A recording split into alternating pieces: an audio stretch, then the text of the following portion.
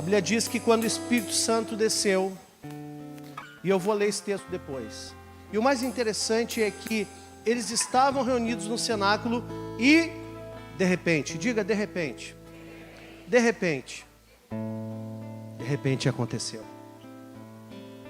Eles estavam reunidos na rua Azusa e, de repente, aconteceu. Eles estavam lá em Toronto. Na rua Azusa foi em 1906, em Toronto foi em 1994. E de repente, aconteceu. Em 93, aliás, na Argentina, nas cruzadas de Cláudio Freixo, de Carlos Anacondia, eles estavam lá e de repente, aconteceu. E sabe o que acontece? De repente está começando aqui também. De repente vai acontecer nesse lugar também. Então te prepara, meu irmão.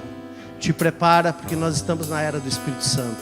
E de repente aquilo que nós esperamos vai acontecer. Eu quero te dizer, já está acontecendo. Já está acontecendo, só vai crescer. Porque nós não precisamos de uma multidão. Nós precisamos apaixonados. Nós precisamos daqueles, não eruditos, aqueles que estão dispostos a se render completamente, se entregar. Dizer assim, Deus faz na minha vida. Nada mais importa a não ser a tua presença na minha vida. Nada mais importa a não ser a tua unção correndo sobre mim. De repente, se você for essa pessoa, de repente, as coisas vão acontecer na tua vida. Deus não começa grandes avivamentos com multidões. O avivamento começa no íntimo. O avivamento começa dentro de nós. Ele começa quando nós nos rendemos ao Espírito Santo, damos liberdade a Ele. E de repente, Ele vem e toma conta. Então, o avivamento é quando Deus desce na terra, através do seu Espírito. E Ele começa como um tsunami a varrer a terra. E olha, pega todo mundo.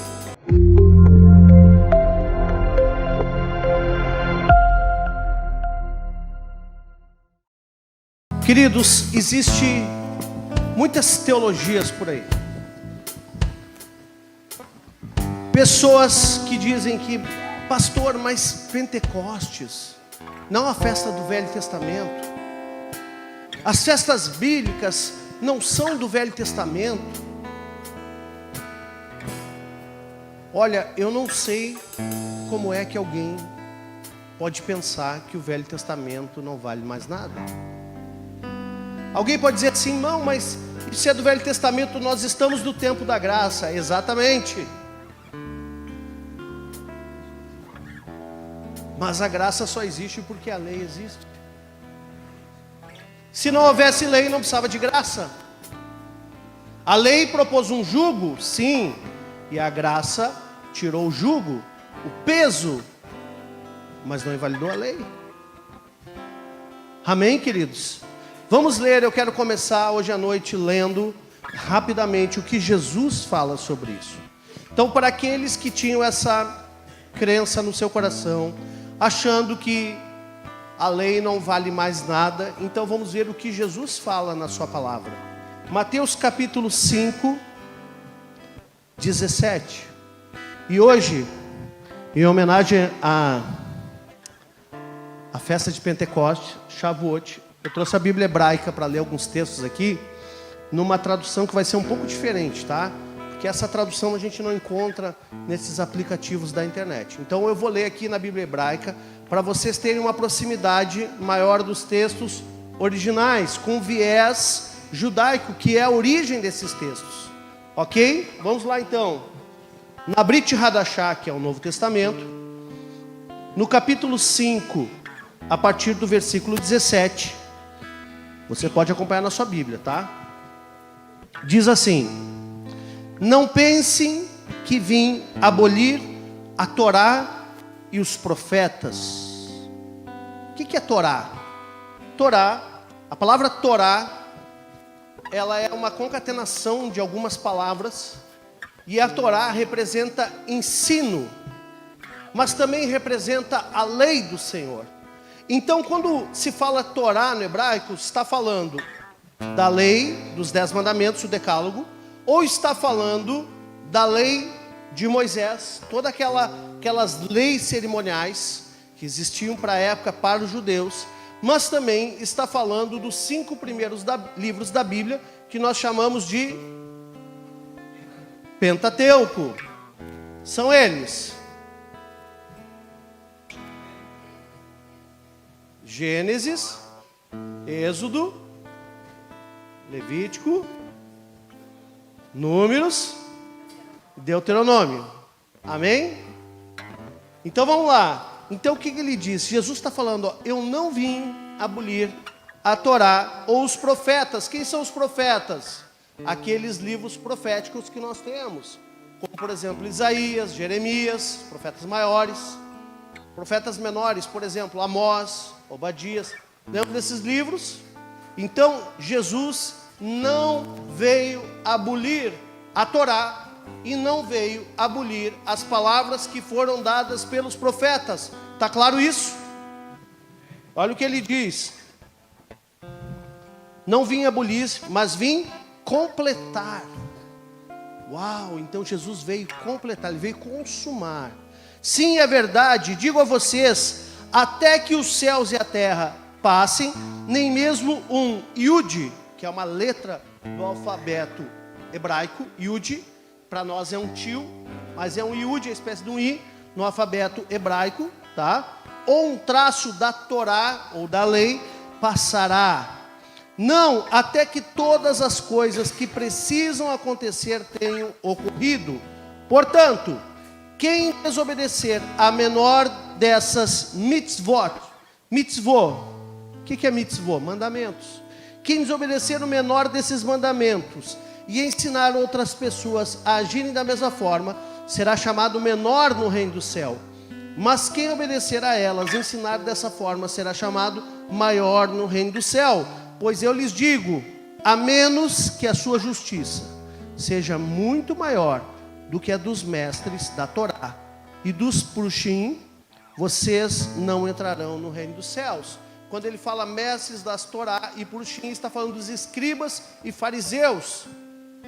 Se a lei de vocês, ou se a justiça de vocês, não exceder em muito a dos escribas e fariseus, vocês não poderão entrar no reino dos céus. Então o que Jesus está falando aqui? Que sim, estamos num tempo novo, onde a graça completa a lei. Sim, é Ele que está ensinando, não sou eu. Está na tua Bíblia aí? Vocês leram aí? Então essa conversa que o Velho Testamento não vale mais, é de quem não lê nem o Novo Testamento. Porque isso aqui está em Mateus 5, no Sermão do Monte. Como que alguém pode dizer, não, aquilo lá já era, já passou tudo? E Jesus disse, não passou. Enquanto houver céu e terra, isso não vai passar. Nenhum tio dessa lei vai passar, até que tudo se cumpra. Amém? Está claro isso? Tem gente que vem com essas conversas, né? Porque falta conhecimento. E o povo perece justamente porque lhe falta conhecimento. Então, o que sobra para nós, então? Nós sabemos que existia um cerimonial para o pecado na lei e para a culpa do pecado. A oferta para o pecado era oferta porque a partir da queda do homem, o homem se tornou pecador, era o pecado residente. O homem, a sua natureza se tornou pecaminosa. E a culpa do pecado era oferta para aquelas coisas erradas que o homem fazia. Então eram sacrificados animais. Jesus veio e removeu esse sacrifício. Não removendo, dizendo assim, não precisa mais. Não, ele disse assim, eu vou pagar esse sacrifício. Se a lei tivesse deixado de existir, Jesus não precisava ter morrido na cruz. Ele simplesmente disse assim, agora é a graça e acabou a lei. Não, eu vim para completá-la. Então, a lei estava incompleta, porque aquele sacrifício não trazia graça sobre o homem. E o homem vivia sacrificando animais e não mudava, não havia arrependimento, transformação. Mas agora, através da graça, nós temos a possibilidade de ter o Espírito Santo em nós. Porque ele disse, olha, eu vou subir ao céu, mas eu vou enviar outro Consolador. Não um consolador. O Rodrigues falou isso para nós lá. Não um consolador, não um prêmio de consolação. Não, um outro, no mesmo nível. No mesmo nível. Deus Pai, Deus Filho e Deus Espírito. No mesmo nível. Estou mandando o outro que fará as mesmas coisas que eu faço. Ou seja, o Paráclitos, aquele que te move, aquele que te anima, aquele que te estimula, aquele que te fala que você é mais que vencedor e que seus inimigos já estão derrotados. Esse é o Consolador, o Espírito Santo. E adivinha quando o Espírito Santo veio sobre a terra? Em Pentecostes. Amém, queridos? Que tremendo isso. Então, vamos ver o que significa Pentecostes. Hoje eu quero ensinar um pouquinho, posso? Abra lá em Levítico 23, que fala das festas bíblicas. Levítico é um livro difícil de ler. E eu explico por quê. Porque é um livro legislativo. É um livro que fala da lei de Moisés. A lei do Senhor fala em Êxodo, depois nós vamos ler. E depois repete em Deuteronômio, porque Deuteronômio é um livro que repete toda a Torá. É a consumação, é a repetição da lei de Deuteronômio. Mas o estabelecimento da lei está em Êxodo, quando o povo estava caminhando pelo deserto.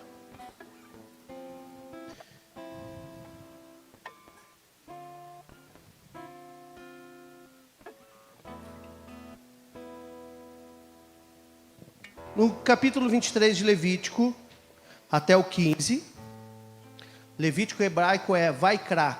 Diga, Vaikra. Vaikra, é Levítico em hebraico. Vamos lá. Então, no livro de Vaikra, capítulo 23, versículo 15, diz assim: desde o dia seguinte ao descanso, isto é, desde o dia em que levarem o feixe para ser movido, contem 7 semanas completas. Até o dia seguinte, a 7ª semana. Contem 50 dias e então apresentem uma nova oferta de grãos a Adonai.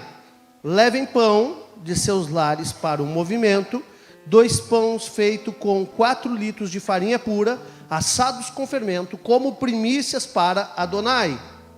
E aí ele vai discorrendo a oferta. No 20 fala assim: o Cohen, que é o sacerdote, moverá com o pão das primícias como oferta movida perante Adonai, com os 2 cordeiros, esses serão sagrados a Adonai, para o Cohen. Adonai é Senhor, e Cohen é o sacerdote. No mesmo dia, façam uma convocação sagrada para não realizarem nenhum tipo de trabalho comum. Este é um regulamento permanente por todas as suas gerações, não importa onde vocês vivam. Então, é estatuto perpétuo. Como é que Deus dá um estatuto perpétuo? E aí o homem chega assim: não, isso não vale mais. Quem é o homem para fazer isso? Não, mas agora é o tempo da graça. Mas Jesus, ele estava lá celebrando Pentecostes também, durante a sua vida inteira. Claro que no dia que o Espírito Santo desceu, ele já não estava mais lá, porque Pentecostes acontece 50 dias após da Páscoa. E o que é Pentecostes? Chama-se festa das semanas, 7 semanas, ou seja, 49 dias.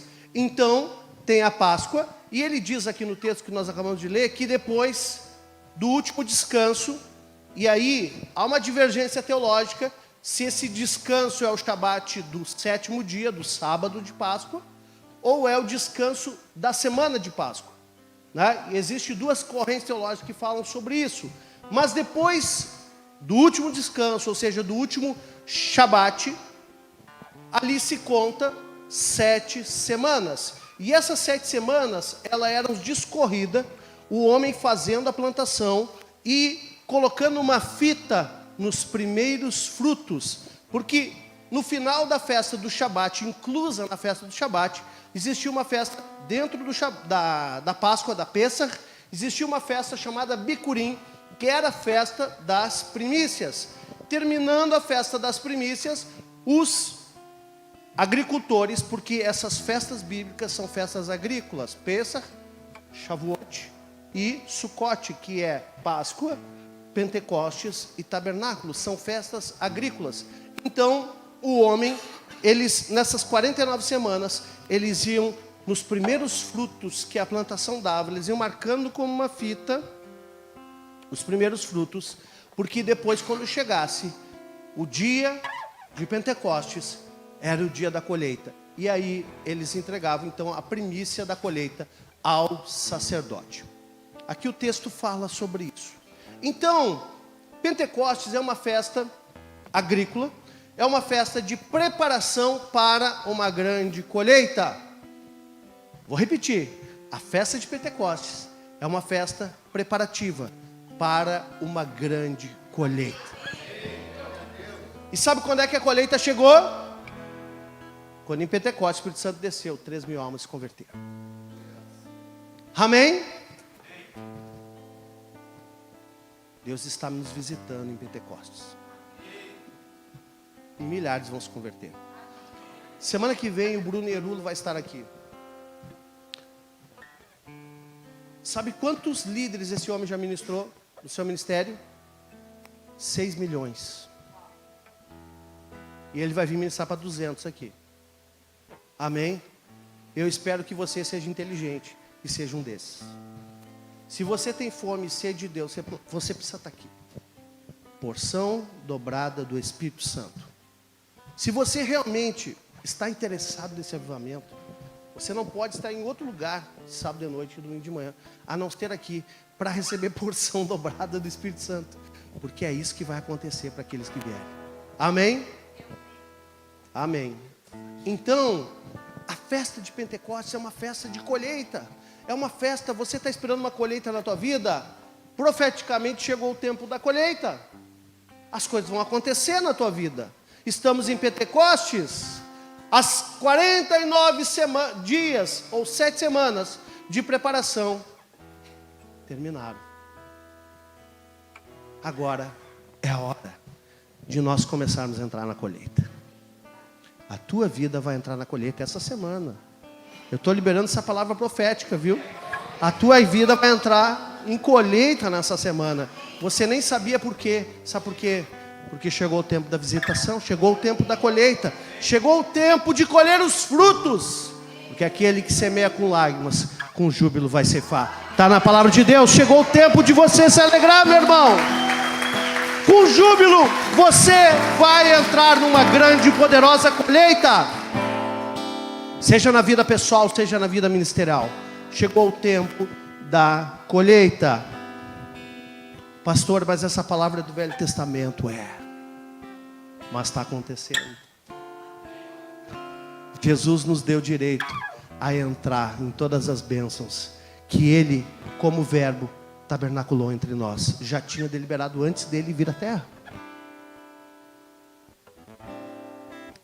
Estamos entrando num tempo poderoso de colheita.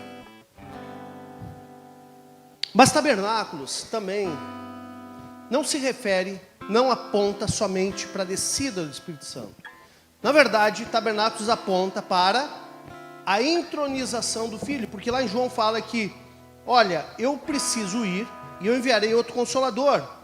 Então, quando eu for entronizado, e Jesus está entronizado à destra de Deus Pai, e Ele manda o seu Espírito sobre a terra. Porque o Espírito Santo também é chamado de Espírito de Deus e também é chamado Espírito de Cristo. E eu tenho dito isso há muito tempo, que todo Espírito, para ter legalidade sobre a terra, ele precisa de um corpo físico. Por isso Jesus veio em carne. Amém? Ele não veio como anjo, ele veio em carne.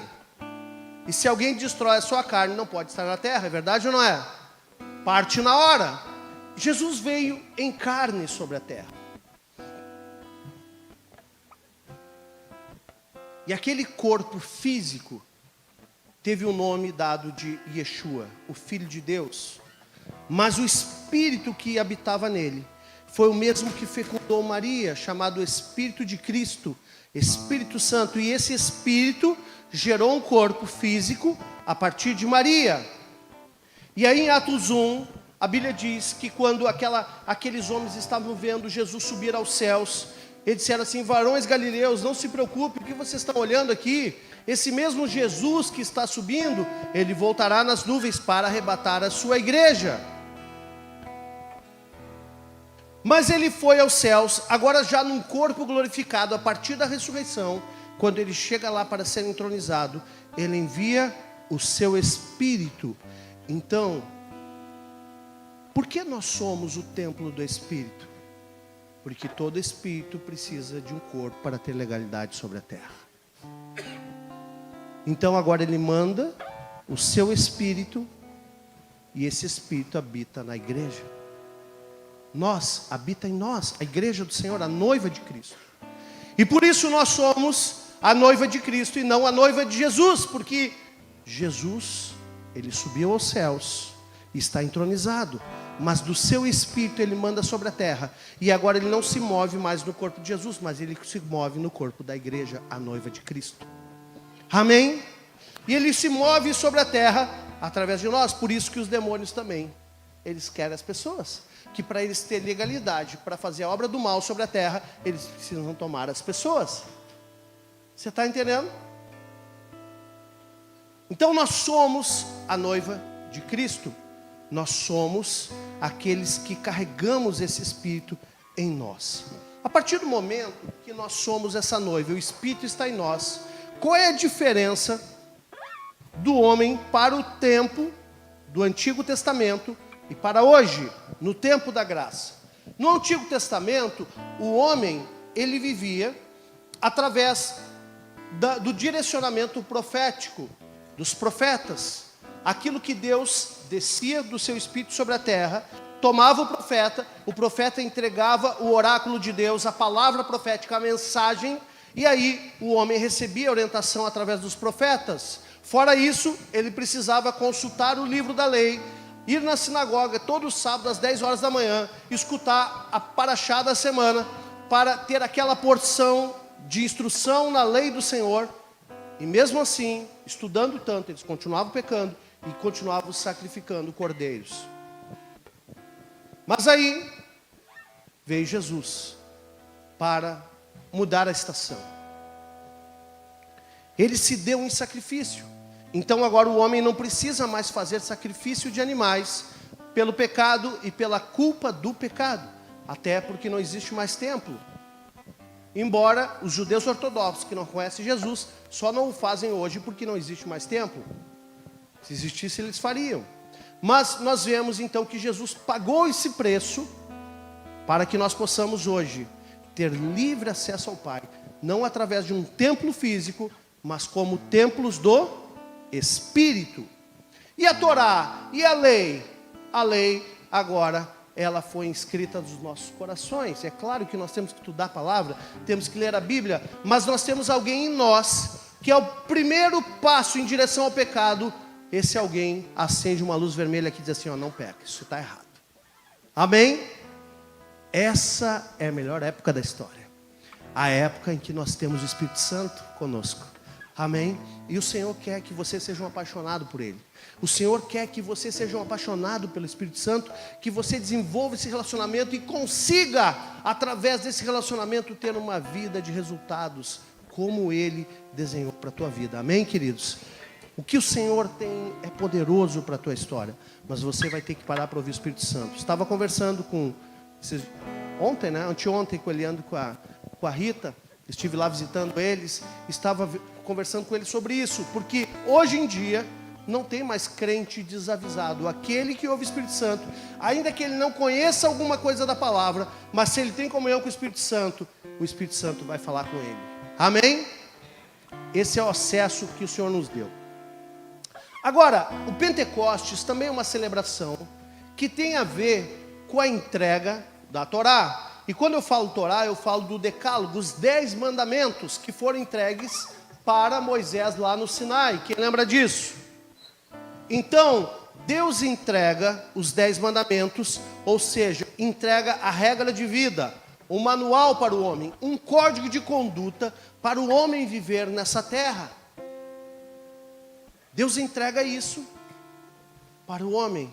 E então Pentecostes também é uma celebração da entrega desses 10 mandamentos. Existe uma outra festa dentro de um Pentecostes, que é Simchat Torá, que também é ligada à Torá, uma celebração da Torá. Mas no Pentecostes, a entrega da Torá é onde é celebrada quando Deus entrega para Moisés no Monte Sinai a Torá. Também é celebrada a Torá entregue para Moisés, a lei de Moisés. Tudo isso é celebrado na festa de Pentecostes.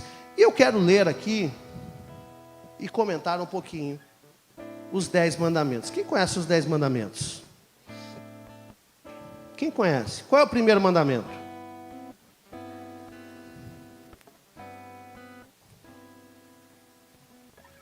Abre a Bíblia em Êxodo 20. Ele repete depois Deuteronômio 5 com alguns ajustes de Moisés.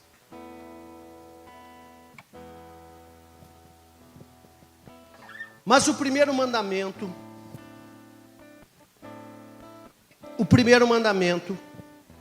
é: eu sou Adonai, seu Deus, que o tirou da terra do Egito, da casa da escravidão. Como assim?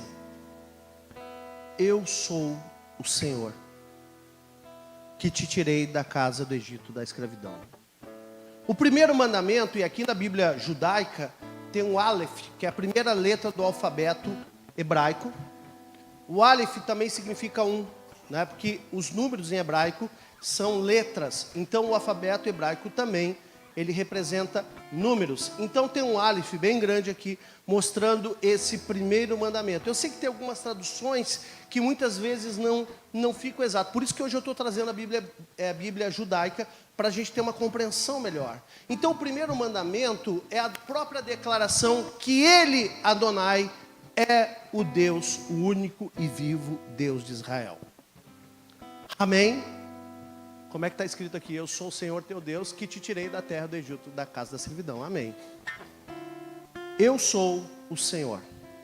E um dos nomes de Deus é Eu sou. Quando Moisés pergunta, quem eu direi para os egípcios que me enviou? Diga, o eu sou.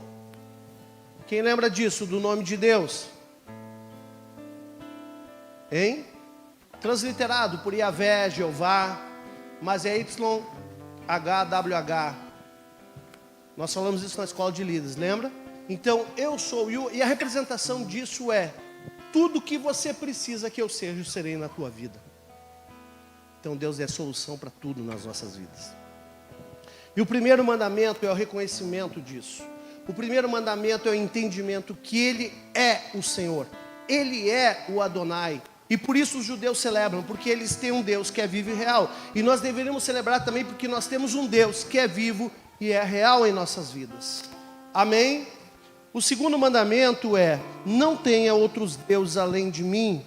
Não faça para você nenhuma imagem esculpida ou qualquer tipo de representação do que há em cima do céu, nem sobre a terra, ou na água embaixo da linha da costa. Você não deve se curvar a elas, nem lhe servir, pois eu, Adonai, seu Deus, sou um Deus zeloso, castigo os filhos pelos pecados dos pais até a 3ª e 4ª geração de quem me odeia, mas demonstro graça até a 1000ª geração de quem me ama e obedece às minhas mitzvot, ou as minhas leis, ou os meus mandamentos, tá?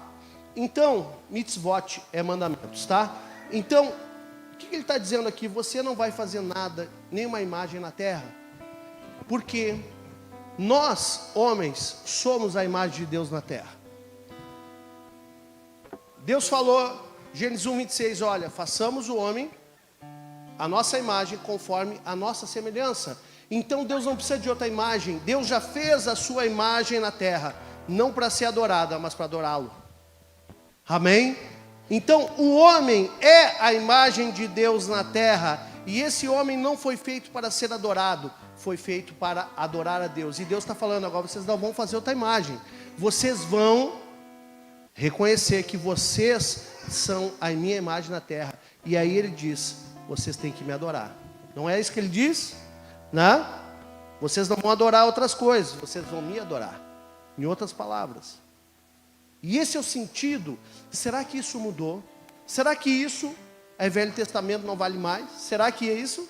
Não, pelo contrário. Nós devíamos orar essas coisas todos os dias, né? Terceiro mandamento. Você não deve usar de forma leviana o nome de Adonai, ou Senhor, seu Deus, porque Adonai não deixará impune quem usar seu nome de forma leviana. Então nós não podemos brincar com o nome de Deus, não podemos ser levianos com o nome de Deus, porque senão seremos punidos por isso. Ele diz assim, ó, vocês não sejam levianos. Muito cuidado, gente, com piadas, viu? Muito cuidado. Inclusive contra o Espírito Santo. Porque a palavra diz que se você blasfemar contra Deus, Ele perdoa. Se você blasfemar contra o Filho, Ele perdoa. Mas se você blasfemar contra o Espírito Santo, você não pode ser perdoado, né? Então, muito cuidado com piadas, viu? Número 4. Lembre-se do dia do Shabat para separá-lo para Deus.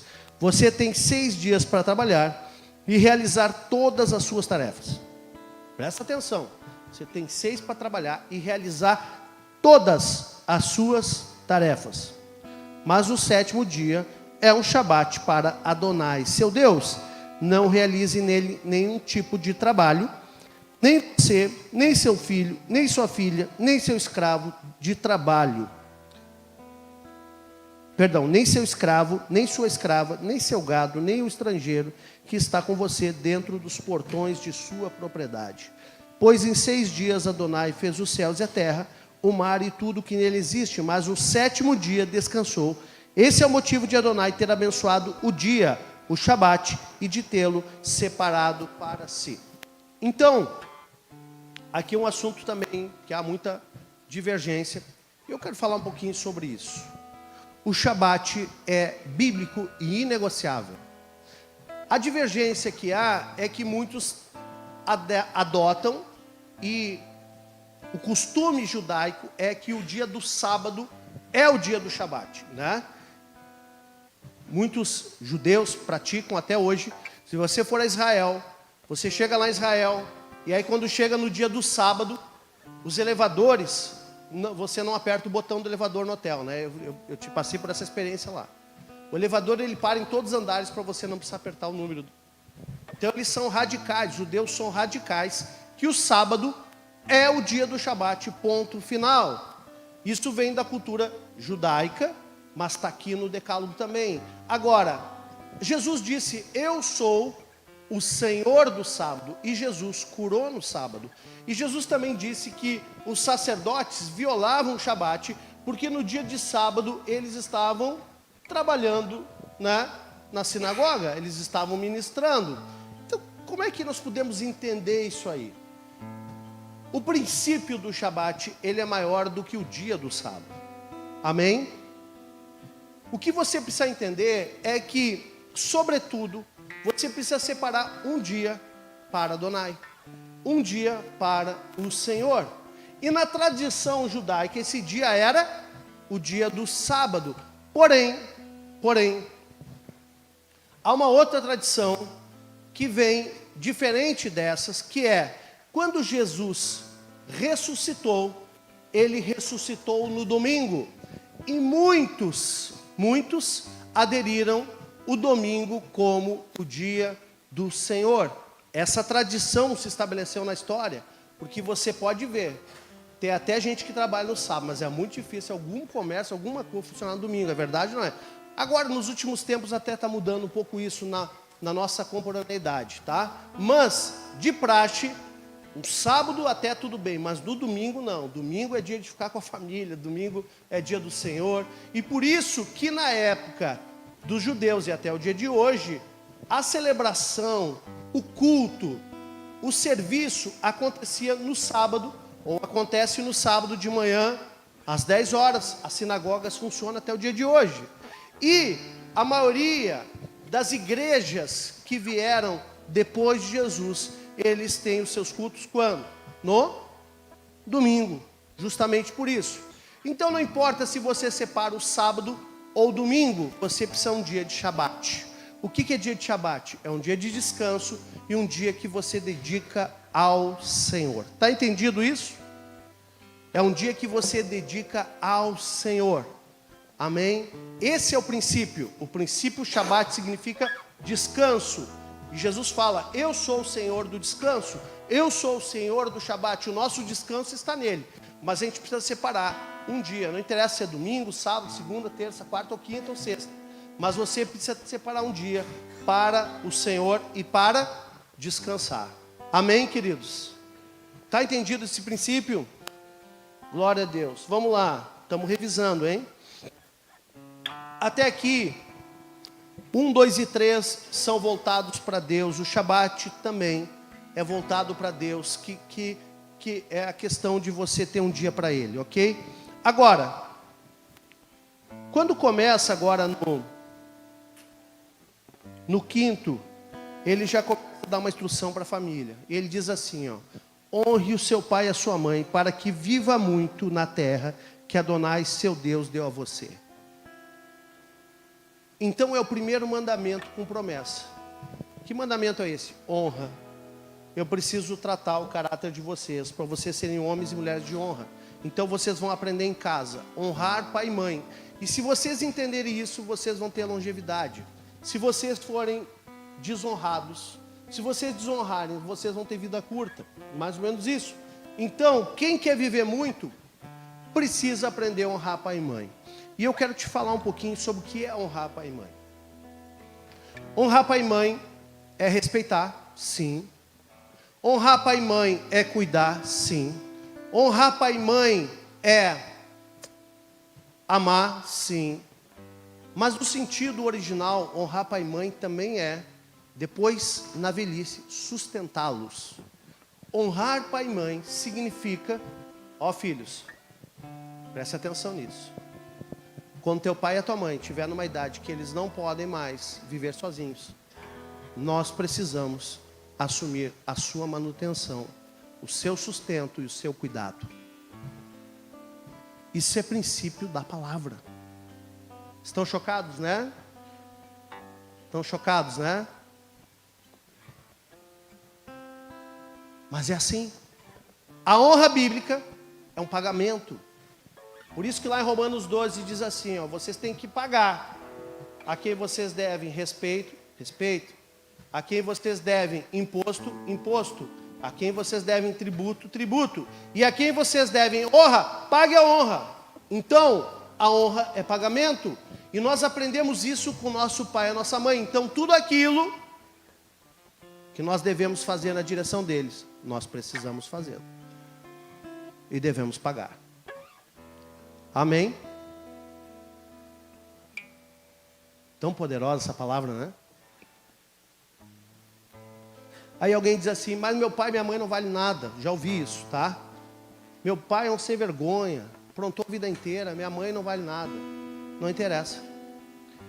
A honra, ela não tem a ver com aquilo que fizeram na tua direção. A honra faz parte da tua identidade, eu já ministrei sobre isso. A honra não é a troca de um favor. Honra não tem nada a ver com gratidão ao que teu pai e tua mãe fizeram. A honra tem a ver com a tua identidade. Se você tem uma identidade de honra, você age na direção do princípio. Amém? Então essa honra você constrói dentro de si. É claro que eu não estou dizendo que agora teu pai e a tua mãe, né, não vão fazer nada e você ficar nas cordas. Não é isso. Mas nós temos que cuidá-los. Nós precisamos socorrê-los. Nós precisamos ajudá-los. Principalmente num tempo difícil de aposentadoria. Muitas vezes os recursos faltam, as forças faltam. Nós precisamos agir como igreja nessa direção. Ok? Isso é bíblico. Amém. Vamos lá. Aí ele fala, não mate, não matarás. Aí Jesus amplia esse princípio lá em Mateus. Ele diz assim, ó, se alguém chamar o seu irmão de tolo, vai estar sujeito ao inferno de fogo. Aí no outro ele diz, não cometa adultério. Jesus falou, olha, se você olhar para uma mulher com intenção impura, você já adulterou no seu coração. Então tudo isso está valendo, né? Não furte, não roube. Amém? E por fim, aliás, não dê falso testemunho, não minta. fale a verdade, não dê falso testemunho para o seu próximo. E por fim, não cobice a casa do seu próximo, não cobice a mulher do seu próximo, nem do seu escravo, nem a escrava, nem o seu boi, nem o seu jumento, ou qualquer coisa que pertence a outra pessoa. Aquilo que foi dado a outro, não cobice. Não tente tirar nada de ninguém. Gente, isso é muito sério. Você quer ser abençoado por Deus? Não tente tirar nada de ninguém. Nem cargo, nem posição, nem situação, nem nada. Não tente tirar nada de ninguém. Deus tem uma porção que é para a tua vida, meu irmão. Busque nele que ele vai te dar instrução, ele vai te dar o melhor. Não sinta inveja de quem chegou antes de ti em algum lugar. Amém? Ele vai te dar o melhor. Então a palavra é clara. E isso também é celebrado em Pentecostes. Mas aí eu quero ir para Atos. Essa Bíblia aqui, ela tem os livros alterados aqui. Eu apanho um pouquinho. Vamos lá, Atos 2. Nós vemos aqui agora, durante a festa de Pentecostes, eles celebrando e aguardando, porque Pentecostes ele acontece 50 dias após a Páscoa. Jesus morreu e ressuscitou aonde? Na Páscoa. Amém? Passou 50 dias, 49 dias. Jesus ressuscitou na Páscoa e ele ficou na terra aproximadamente 40 dias. E aí ele subiu aos céus e eles ficaram, fiquem em Jerusalém até que o Espírito Santo venha. E eles ficaram lá reunidos no cenáculo. E aí, na festa de Pentecostes, na ocasião de Pentecostes, estavam reunidos. E aí veio o Espírito Santo e desceu naquele lugar. Vamos lá, Atos 2. Chegou a festa de Shavuot, que é Pentecostes, e os crentes estavam todos reunidos em um só lugar. Repentinamente, ou de repente, diga, de repente. Vamos ver se aqui está. De repente, ô glória, veio do céu com um som como de um vento muito forte e encheu a casa na qual estavam sentados. A seguir viram o que parecia línguas de fogo que se separaram e pousaram sobre cada um deles. E todos ficaram cheios do Ruach HaKodesh, que é o Espírito Santo, e começaram a falar em línguas diferentes, conforme o Espírito lhes capacitava a falar. Então eles ficaram cheios do Ruach, diga, Ruach HaKodesh. Ruach HaKodesh, vamos lá. Ruach HaKodesh. Ruach significa sopro, hálito, fôlego, aquilo que sopra bem de perto, a ponto de chamarem de hálito de Deus. Ruach HaKodesh, o Espírito Santo soprando bem de perto.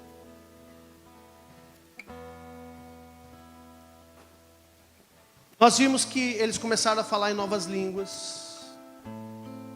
3.000 almas se convertem com o discurso de Pedro.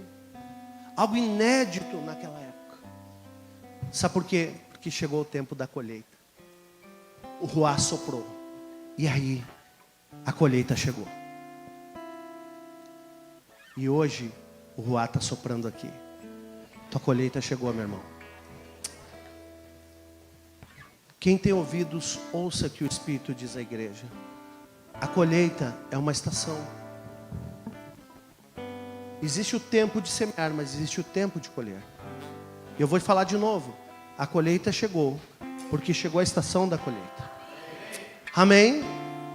Chegou o tempo da colheita. E por isso você vai colher, sem limites. Amém? O Espírito Santo é a promessa. E eu quero finalizar lendo Jeremias aqui.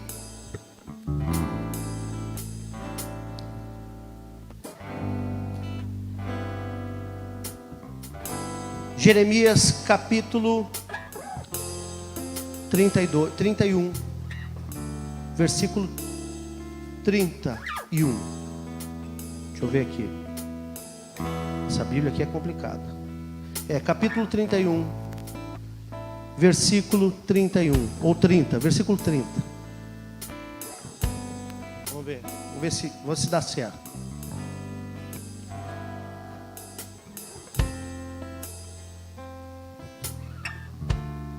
Agora os profetas passaram? Não. Profetas passaram? Não.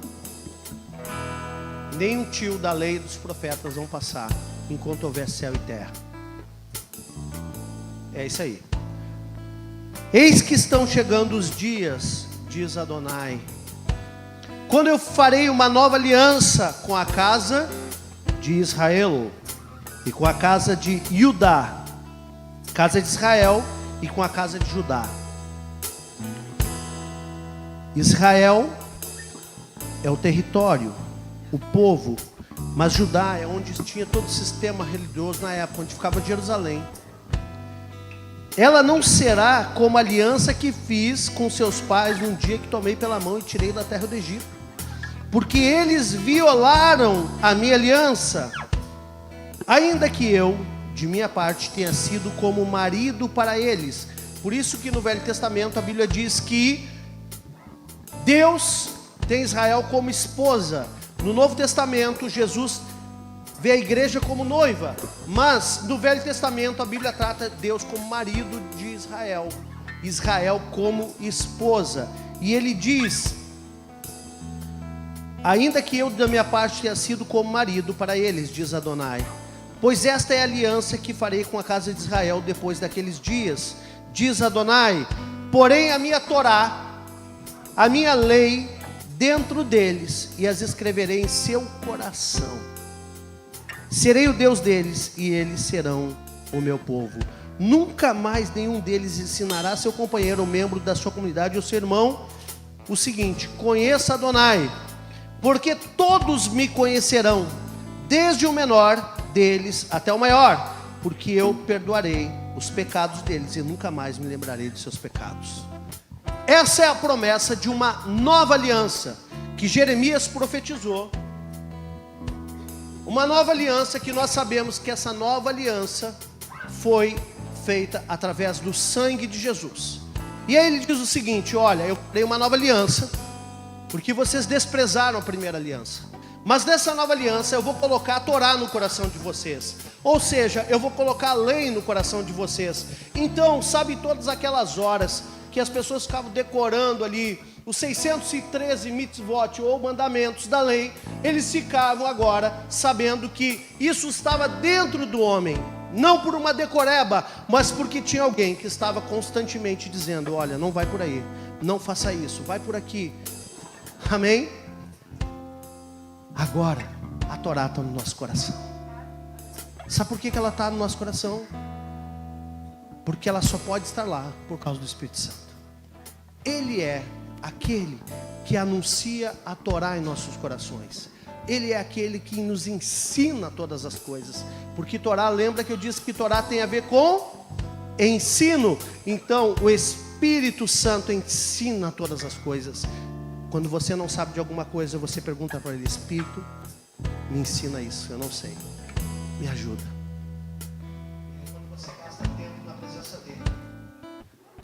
Quando você gasta tempo na presença dele, ele vai te ensinando e vai te mostrando: vai por aqui, vai por ali.